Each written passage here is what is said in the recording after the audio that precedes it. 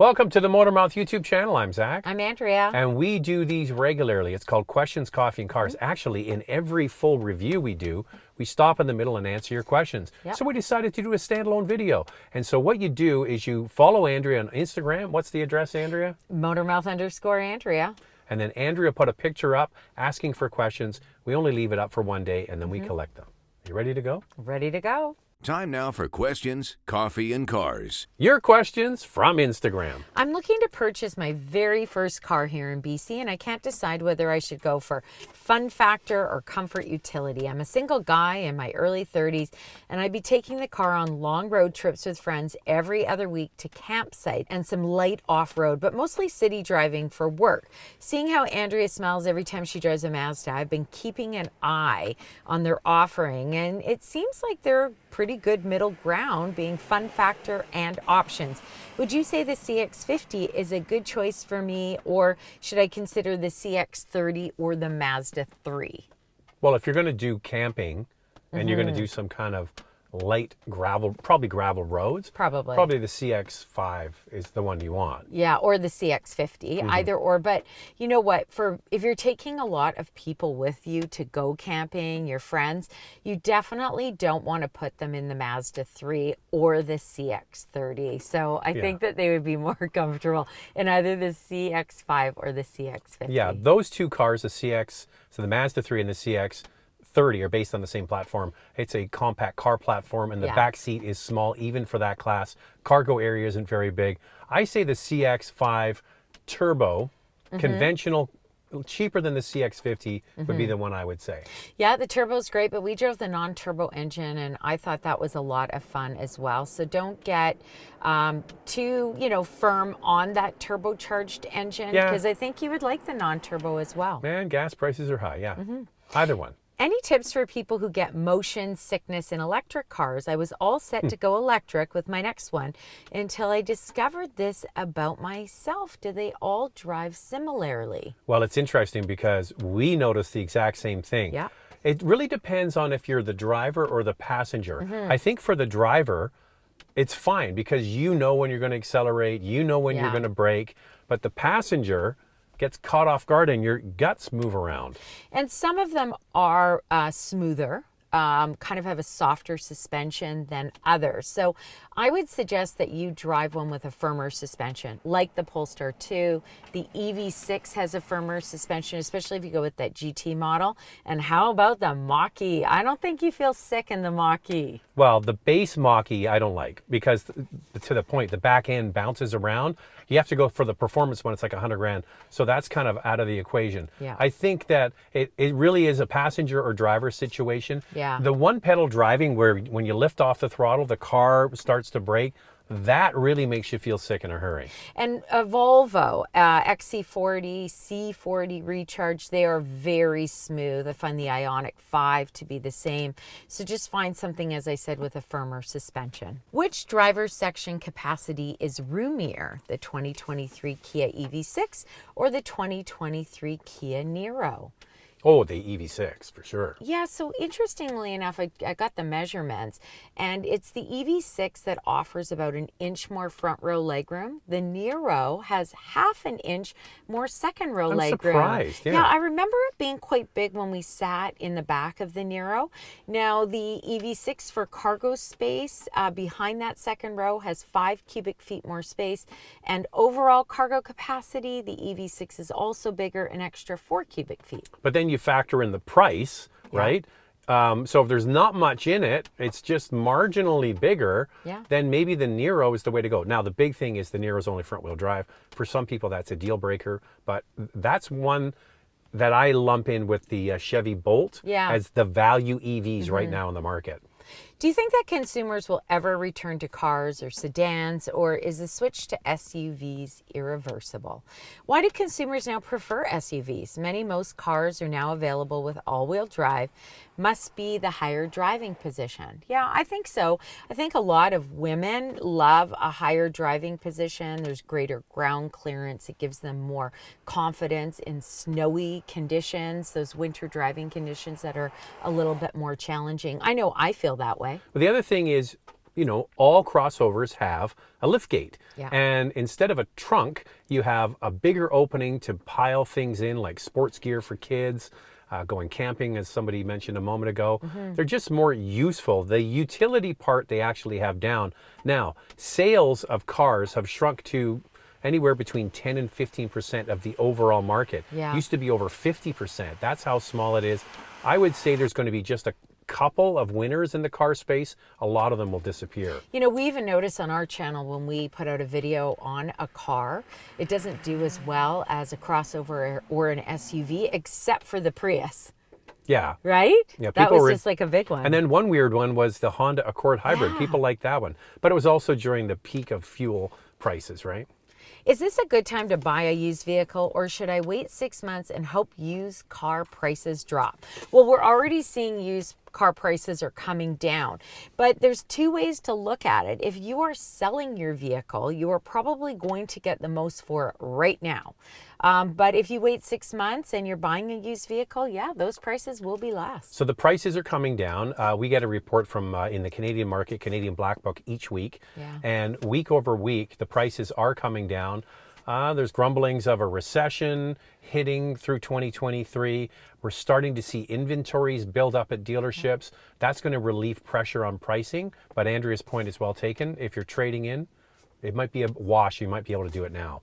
What is your most anticipated launch new car that you currently know about for 2023? The one that I'm most excited about that's coming up at the end of January, because I'm just such a big Mazda fan, is the CX-90. I'll translate. That's Mazda in America. Yeah.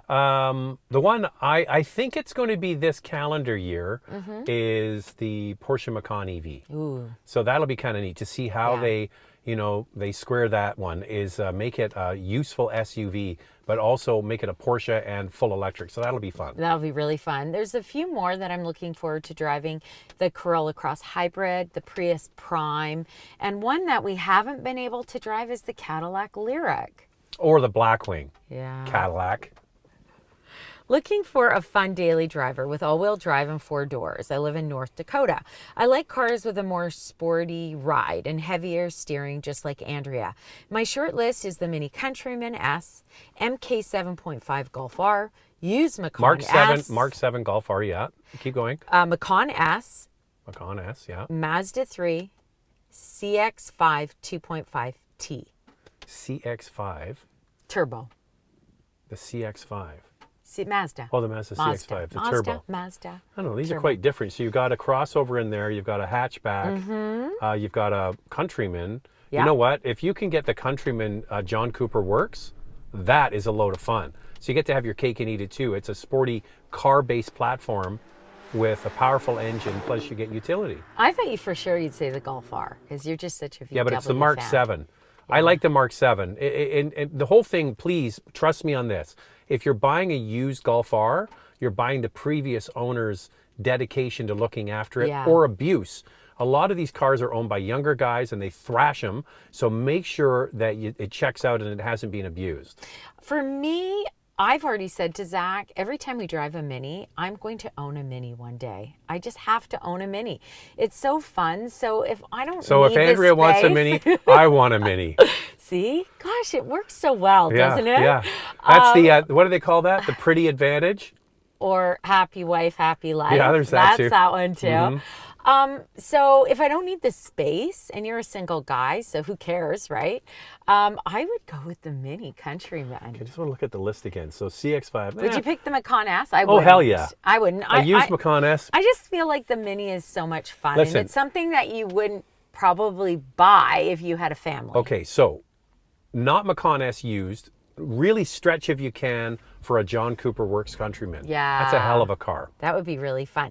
Oh, and you know what? The CX-5 is priced really well, and it gets some great features, especially with that turbocharged engine. Yeah. I always have fun with the CX-5. I like it more than Zach. Yeah, I think it's fantastic. It's got more power, but it's not sporty. It's just a sportier crossover. The Countryman is sportier for sure.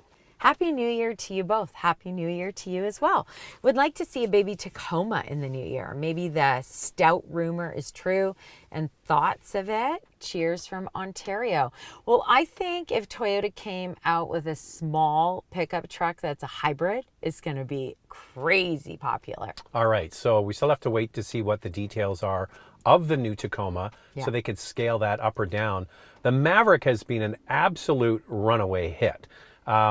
It's just doing incredibly well. They can't make enough of them. No. We drove one. We want one. We absolutely loved it. So it has been proven if you come up with a good quality small pickup, people will buy it. Yeah. Dodge is apparently, a Ram, I should say, is coming back with a smaller pickup as well. So it's good times if you're a pickup buyer. Mm-hmm. What brand is better to buy to own the vehicle past the warranty period, taking reliability, resale, and maintenance cost into consideration? The Bank of Toyota. Lexus, Toyota, Honda. I would put Acura in there as well, but the Some of them. RDX had some issues when it came out in 2019 and kind of brought down the reliability for Acura, but others seem to do okay within the Acura family. You just go to the gold standard, you know, Honda and Toyota. It's probably your best bet. With all of the cars that you have tested, are there any on your list as a future buy? Well, I can speak for one for you, the Maverick. Oh, yeah, I You want a really Maverick. wanted that, right? Yeah, we had a Tacoma. A quick story. We had a Tacoma for, I think in the last video I said 10 years. No, we had it for 5 years. Yeah. And I sold it to buy another car. And then 2 weeks later, we bought a new mattress. And then to get To hire somebody. I had to pay somebody over $100 to get rid of the old mattress for recycling when I used to have a pickup. And the guy says, that happens all the time. So I want another pickup. Okay. I okay, would like, all right. can I, no, No. I'm just going to say Okay. something. You get a Mini, I get a Maverick. Does that sound No. good? Yeah, that's fine. Is that the budget we're going with? Because if we're going like with an over-the-top budget, I was really hoping one day I'll get a 911 Porsche Targa. All right. So we don't get a Maverick, we don't get a Mini, but we keep saving. Yeah. That's the way to I go. think we got to keep saving. Lots of new cars seem to be depleting the rear window wiper. You live in Vancouver and drive in the rain, as do I. Is this just car companies being cheap, or can good aero design keep the rear window clear? I think it's the rake of the window.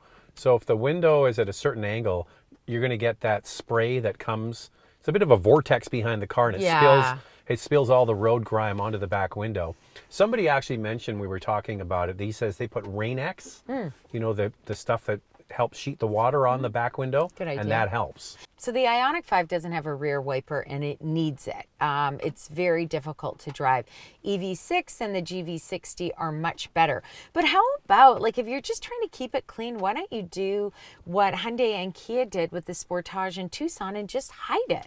Yeah, it's one of these trends that we don't love. No. It's an EV trend. I think it's all for aerodynamics, Yeah. but listen, it's a functionality thing, and functionality trumps all of that. And some do better, like I said, than others without a rear wiper.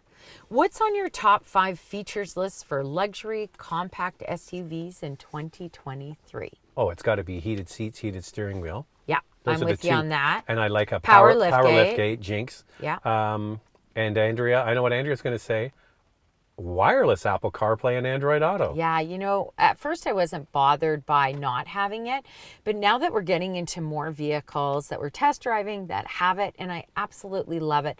I know that I can get a dongle, I can get an aftermarket dongle where I can plug it in, but I don't want to. I want wireless Apple CarPlay and Android Auto if I'm buying a new vehicle. And there's one, like, I'm not crazy about all the lane. I don't like lane keep assist. I don't like Yeah. that tugging on the steering wheel feel. Of course, most cars have forward collision. That's a given these days. The one that's really quite handy is the cross traffic alert. When you're pulling out of a mall parking lot, a parking spot, and there's someone going by, it can save your backside, literally. Yeah. Happy 2023. Happy you. 2023. With the high interest rates as of late in Canada and the US, are you hearing that prices in the used car market are starting to level off or even dip a bit? Thank you for the amazing weekly videos. Thanks for the nice words. We kind of talked about this a little bit, but do you want to talk a little bit about interest rates? Well, interest rates are definitely having an impact, and it's hitting, interestingly, Tesla really hard because a lot of people don't realize that Tesla buyers are some of the most leveraged in the marketplace. What does that mean? They make the biggest stretch to buy the car. They'll amortize the cost of the car over many, many years. And with high interest rates, they're just pricing themselves out of the market. So brands that have a wide portfolio of vehicles, so somebody might be shopping for, say, a compact SUV, they might start looking at a subcompact because they need to save money and make up that difference somewhere. I was speaking to a major car company executive, and we were talking about the inventory shortage and when is this going to change. And he feels that in about 9 months, we're going to see more inventory. But we're also going to see that because of interest rates, people who have ordered a vehicle and have a long wait time, when the vehicle arrives, they may not be able to afford it. Inflation is high, which is going to also increase inventory of new vehicles. I saw an ad on TV. I think it was Ford. I believe it was Ford that said, if you order your car now, we'll guarantee the price when the vehicle comes for delivery. That's a clever thing to do. Yeah. So Andrea's right. Someone might lift the phone and say, oh, the car's coming in a month. Yeah, we can't afford it any longer, and hang up. So it's an issue. Now, the thing is, what happens when inventories build up at dealerships and they have to move cars? They offer incentives. Yeah. And one that has been a favorite is reducing the interest rate. Remember, you would see ads for 1.9% or 2.9%. We could start to see those coming back as an incentive. For sure. Minivan question, Carnival or Pacifica? Trying to keep the monthly payments down since I lease my vehicles. I don't know what the interest rate is for Chrysler and what it is for Kia, but what I can tell you is that the Carnival is a whole lot less money than the Pacifica. Well, if you have not gone on a website and checked out the prices of minivans these days, like it isn't that long ago, like 8 years ago, you used to be able to get a minivan for like 25 grand. Yeah. Now they're in the Canadian market, they're all like over $40,000. It's ridiculous. And they wonder why minivan sales are down. Yeah. I wonder if you can get a minivan, like if it would just be easy to walk Maybe. in and get a minivan. So I pulled some numbers. The Pacifica shockingly starts in Canada at over $53,500. Okay, please.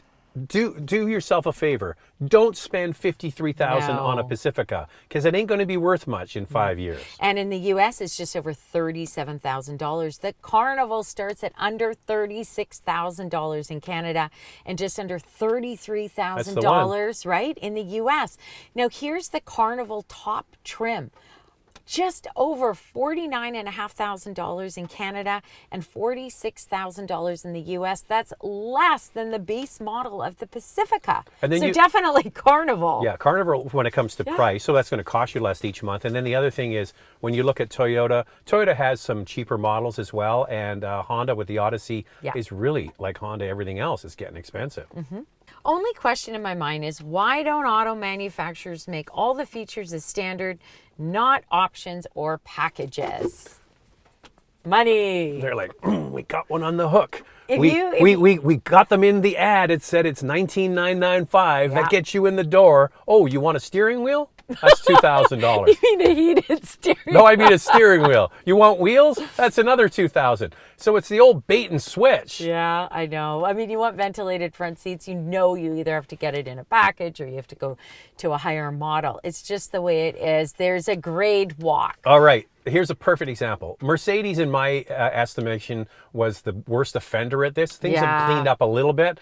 But you would want a heated steering wheel. That's in one package. Yeah. That package, by the way, is like $4,000. Then you want a panoramic sunroof. That's in another package. That one's about $4,000. And then you want a power liftgate. You really want that. That's in another package. So by the time you get those three features, they've added $12,000 to the price. Now they have cleaned it up a bit, and that's one of the worst offenders. But that kind of stuff happens all the time because they want your money. I think having a la carte menus is a good idea, so you can kind of pick and choose what features you want. And then it's kind of the best of both worlds. You get what you want, and the manufacturers get more money from you. You want a steering wheel? $2,000. Love the channel. Thank you. How do you maintain a subjective and honest assessment of a model when the manufacturer usually provides you with a top tier trim and loaded one? Well, I think that's a really good question because you're right. We mostly get the higher trims. Now, occasionally, and recently, we just got the Honda CR-V, which was the sport model. Yeah, the middle trim. And that was really nice to have. And sometimes Subaru doesn't give us the top trim either. So we get to see the cloth seats, or in Toyota's case, like Softex or so the real reason New why Lux. The real reason why they do it is because if we're going to talk about all of the available features, like we're talking about this X car and it has all of these available features, we want to be able to show it. Yeah. And we can't do that unless we have the top model. So they pretty much always send us the top model. I thought the question was, how can you be objective when they take you to an event? I thought that was the question. So this one's easier. Yeah, well, for us, we always try to be honest, right? And I think we you let can the get that. manufacturers know that we're not going to sugarcoat something. If we don't like something, then we don't like it. And to be honest with you, the feedback that we get from manufacturers is that they like our honest opinion. They like that we don't like everything about a vehicle, because I think that it provides more credibility. And also, when we do like one, then people are like, oh my God, I'm going to go buy it. I'm going to go buy that one. The other thing is, some brands are really conscious of the criticisms to make changes. Yeah. I would say the Korean brands are really progressive with this stuff. So if there's a lot of complaints about a specific model, not just from us, but from other journalists, they change it quickly. I'll give you a perfect example. In the GV80, the large luxury SUV from Genesis, they had a terrible control wheel for the infotainment system. We said it's a hot mess, and they should change it to the one they have in the GV70. Yeah. And they listened. They did it. They did. In 1 year. Yeah, and sometimes brands, they watch our videos, and then when we go to these launches, if there was something I didn't like, they always kind of joke about it to me, and I think that's kind of sometimes cute. After a couple of drinks at dinner, they'll go, yeah, you're right. We know. We know it's a problem. What two cars, one luxury and one not, that you would really like to drive but haven't been able to yet? I want the Blackwing Cadillac. Yeah. I want to drive the Blackwing. Manual transmission, because get it while you can, because that's a dinosaur that's going away. Yeah. I think for me, the Cadillac Lyriq, have been dying to get into that EV. And then I'm, believe it or not, excited about the Corolla Cross Hybrid. I want to see how quiet it is. Is it going to be similar, I assume, to other hybrids that Toyota offers? And that would be my non-luxury. And then I'm excited about Mazda and all their stuff. The other one is the Mustang. I haven't driven the new Mustang. I want to drive that. Do you prefer the Mustang Mach-E GT or the Kia EV6 GT Performance? I was talking about a real Mustang, Andrea, I know. with a 5-liter V8 under the hood and a manual transmission. Yeah. Magnetic ride control. That's what all that good stuff. That's the real Mustang, not this faux electric Mustang. Do you think the Ford's better range puts it over the top? Yeah, well, you're right. So which one are the So which one was it? The EV6 GT? Yes, the EV6 GT and then the Mach-E GT Performance. Oh, I think the EV6 GT is the value of the two for sure. Definitely value. You've got the Mustang Mach-E starting at just under $83,500 in Canada and just under $70,000 in the US. And then the EV6 GT is just under $74,500 in Canada and $61,400 in the US. It's a lot of car, a lot of horsepower. Yeah, in the US, the EV6 GT for just over 60 grand, that's a hell of a lot of car for the money. Now, that being said, the Mustang's pretty special. Oh, I love that Mustang. Love it. A lot more money, though. A lot more money. A lot more money, but also you're right about the difference in range. 332 kilometers, 206 miles for the EV6 GT, and the Mustang Mach-E 418 kilometers, 260 miles. I think that was the biggest complaint I heard on Instagram about the EV6 is the range, and we asked the product planner about that and what he thought. Yeah, and that's all they can fit in there. That's the problem. And also he said that people who are buying this already have many other vehicles. So they don't care as much about the range. They'll just take something else like a gas model. That's what he said. He confirmed my line. This product planner from Kia basically said that electric cars are a plaything of the upper middle class. Yeah. These people have money. They'll buy it. They don't care. Meanwhile, the schmucks that are working for a living can only dream of buying an electric car. And you know, the product planner for the EV6 GT is also the product planner for the Carnival, and he loves the Carnival, which I do too. I'm looking for a luxury 7-seater passenger SUV. Would you recommend the BMW X7 or the Mercedes GLB AMG? GLS. No, he said GLB.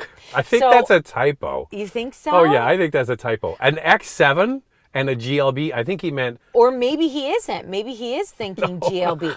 We'll cover both, okay? Okay, listen, so, the X7 all day long, first of all. It's also over $100,000 in Canada.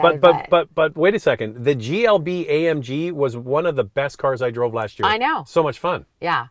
And if I can't believe that that's in the same sentence, but anyway. Well, anyway, if it is, if you mean the GLS, I would still go for the X7. If you mean the GLB versus the X7, if you can afford the X7, I'd go for the X7. If you can't, the GLB AMG is super fun. Yeah, but it ain't cheap. It's over 70 grand. It's a lot of car, but it's spendy. Actually, that was our test model, yes, with all the extra features, but it starts at around 60,000 Canadian. All right, I guess we're all done. We'd love to hear your comments. Type below, clickety-clack on the keyboard. Anything else? No, that's it. These segments have become so popular. We're glad that we started doing them, and we will continue. So just keep an eye out for a post for questions, coffee and cars, a standalone video. Get your questions in. It's only up for 24 hours. If you are not on Instagram, no worries. Just enjoy this segment and all the questions from others. And if you have a question, Zach has his live show on Sundays on YouTube, and you can always ask a question there. You got it. We'll see you then.